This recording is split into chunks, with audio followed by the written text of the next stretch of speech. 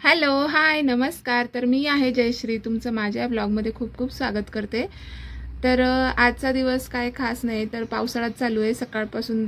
म्हणजे सकाळी एकदम ऊन होतं, काल दिवसभर पाऊस होता आणि आता संध्याकाळी पण आम्हाला जायचं आहे बाहेर, म्हणजे भूमीला आणि ज्ञानेशला न्यायचं आहे डान्स क्लासला. पण इतका पाऊस आहे, बहुतेक आजही नाही होणार. आणि सकाळी इतकं छान ऊन होतं ना, आणि आता एकदमच पाऊस चालू झाला. तर म्हटलं चला आपण एक काम करायचं होतं मला, तर मग ते करून घेणार आहे. तर तुम्ही माझ्या या आधीच्या ब्लॉगमध्ये बघितलं असेल का, मी तुम्हाला दाखवलं की मी हे रबर प्लांट घेतलं, हे पाम ट्री घेतलं. पाम ट्रीज म्हणता बहुतेक ते झाडाला. तर मी जर चुकत असते तर मला नक्की कमेंटमध्ये सांगा. तर ते आज ना आपण रिप्लांट करून घेणार आहे आणि संध्याकाळी मस्त खास आज जेवणामध्ये खास बेत करेल मी. तर साठी करते, कारण कुंड्या छोटे आणि त्या घरामध्ये ठेवायला एवढं व्यवस्थित वाटत नाही. आणि ते इंडोर प्लांट असल्यामुळे कसं आहे, थोड्याशा कुंड्या पण थोड्या मोठ्या आणि त्याच्या खाली डिश वगैरे ठेवावं लागेल, कारण मला ते जे मी प्लांट आणले ते घरातच ठेवायचे. तर चला दाखवते आज मी कसं प्लांटेशन करणार आहे झाडाचं. तर मला ना म्हणजे खत आणायचं होतं त्याच्यासाठी, पण मग मला काही मिळालंच नाही. तर बघू आता आपण ऑनलाईनच मागवून घेऊ की झाडांना खत टाकण्यासाठी 1-2 किलो.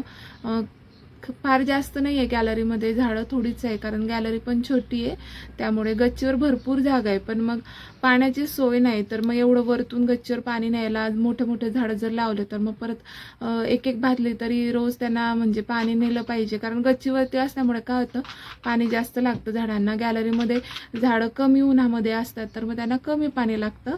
तर यासाठीच मी गच्चीवरती झाडं लावत नाहीये. तर माझा विचार चालू आहे का गच्चीवर आपण नळ काढायचा का काय. जर नळ जर काढला ना तर मग मी नक्कीच माझ्या गच्चीवरती झाडं लावणार आहे. पण चला आज आपल्याला म्हणजे आज मला ते रिप्लांट करायचे झाडं, तर ते करून घेते पहिल्यांदा. तर बघा सर्व तयारी झाली होती. तयारी म्हणण्यापेक्षा मी जे सामान आणलं होतं म्हणजे कुंड्या वगैरे, तर ते 1 वर्ष आधीचंच आणलेलं होतं. यामध्ये झाड लावलेलं होतं, मग त्या काढून टाकल्या होत्या. तर मी जे प्लांट आणलेले आहे तर ते फक्त 2च आहे आणि मला 2-3 झाडं पण एक्स्ट्राची लावायची आहे.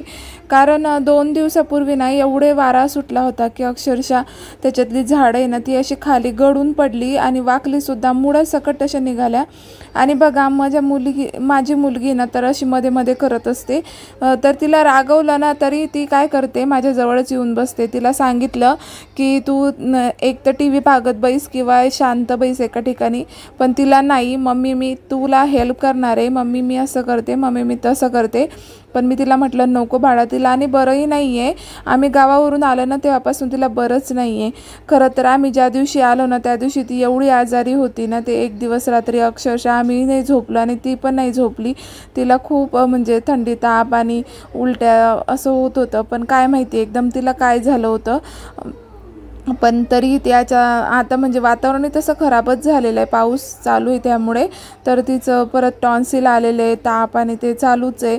तर तिला पण मी म्हटलं की तू शांत बैस आणि तर अशी बैस व्यवस्थित, पण ती काही ऐकत नव्हती. आणि हे बघा पाम ट्रीज म्हणतात बहुतेक याला. तर मी हे आणलं आहे. तर हे ना रोपटं छोटं आहे, तर याची अशी मोठी मोठी पानं होतात झाडं, आणि त्याचं आहे ना पान असं नारळाच्या झाडासारखं दिसतं, पण ते एकदम छोट्या याच्यामध्ये असतं. तुम्ही बघितलं असेल कुठे ना कुठे. तर बघा हे जे आहे ना तर हा छोटा कॅक्टस आहे. तर हा 2-3 म्हणजे 1 वर्ष झालं असेल बहुतेक लावून. तर याला मी छोटेसे ते आपण लोटा असतो ना त्यामध्ये लावलेलं होतं. पण त्या दिवशी वाऱ्यानं आहे ना ते एवढं हल्लं की ते अक्षरशः खाली गळून पडत होतं आणि या लोट्याची बांगडीच तुटली होती वरची. तुम्हाला मी दाखवलंच की तसं निघालं म्हणून. आणि ते एवढं घट्ट बसलं होतं ना हे झाड की ते निघतच नव्हतं, पण वाऱ्याने ते कसं खाली आलं ते कळालंच नाही मला. तर हे जे कॅक्टस आहे ना फार क्यूट आहे आणि दिसायला इतकं गोड दिसतं ना, मला तर फारच आवडलं होतं. तर कॅक्टसचे प्रकार आहे ना मला आवडतातच आणि खूप छान असतात. आणि मला आणायचे आहे इंडोर कॅक्टस. तर तेही कसं घरामध्ये रेस जे असते ना क्षकिरण वगैरे, तर त्याला ओढून घेतात. जिथे आपण नेट वगैरे वापरत असतं तर ते ओढून घेतात, म्हणून मला त्याच्यासाठी आणायचं आहे. पण त्याची हाय प्राईज असते, त्यामुळे कधी असं वाटतं की नको घ्यायला. पण मग कसं आहे आपल्याला म्हणजे आणायचंच होतं मला, तर मग मी आता नेक्स्ट म्हणजे 2-4 महिन्यामध्ये तर आणणारच आहे. बघा हे कॅक्टस आहे ना, तर मी जेव्हा लावलं ना तेव्हा इतकं सुंदर आलं होतं. तर ज्ञानेश छोटा होता, त्याने काय केलं, गॅलरीमध्ये गेला डब्बा घेऊन आणि कात्रीसुद्धा नेली माझी जी किचनमध्ये मी जी वापरते ती, आणि त्याला आहे ना वरचं देठ आलेलं होतं मस्त, तर ते कटच करून टाकलं त्याने. तर मला ना एवढं राग आला होता, पण तो इतका छोटा होता ना, काय तरी त्याला बोलणार, म्हटलं जाऊ दे. तर मी तसंच त्याच्या बाजूला खोचून दिलं होतं ते. तर जे आधी कॅक्टसचं मी हे लावलेलं होतं त्याच्यापेक्षा जे वरचं ज्ञानेशने जे कापलेलं होतं ते मी टोचलं ना, तर त्याच्यापेक्षा ग्रोथ त्याची छान झाली होती आणि मोठं झालं होतं. तर मी ते लावून घेतलं. त्यानंतर बघा ही जी कुंडी आहे ना, तर या कुंडीमध्ये ना मी गोकर्णाचं वेल लावलेला होता. तर त्याचं एवढं झाडं खोड झालं होतं, अक्षरशः निघतही नव्हतं. तर गोकर्ण ना आता अजूनही निघाला नसता, पण मी काय केलं, त्याला पाणीच नाही घातलं, कारण तो एवढा अफाट वाढत चालला होता ना की गॅलरी पूर्ण झाकली जात होती आणि दुसरे झाडंसुद्धा व्यवस्थित ग्रोथ होत नव्हती. त्याने सावली राहत होती पूर्ण गॅलरीमध्ये. मग मी काय केलं, त्याला पाणी नाही टाकलं आणि मग तो सुकून गेला. आणि त्याच्यावरतीच म्हणजे 2 वर्ष होतं हे गोकर्णाचं झाड माझ्या गॅलरीमध्ये. तर त्यावरती ना चिमण्यांनी असं छान घरटं बनवलं होतं. तर इतकं सुंदर, आणि एक नाही 2 बनवले होते. तर एका ह्याच्यात पिलं निघाली होती आणि एक आहे ना हवेनं ना फार हल्लं होतं, तर ते गळूनच पडलं होतं खाली. तर बघा ते हेच आहे, ते मी सांभाळून ठेवलं होतं. म्हटलं कुंडीमध्ये ना मला हे टाकायला काम येईल.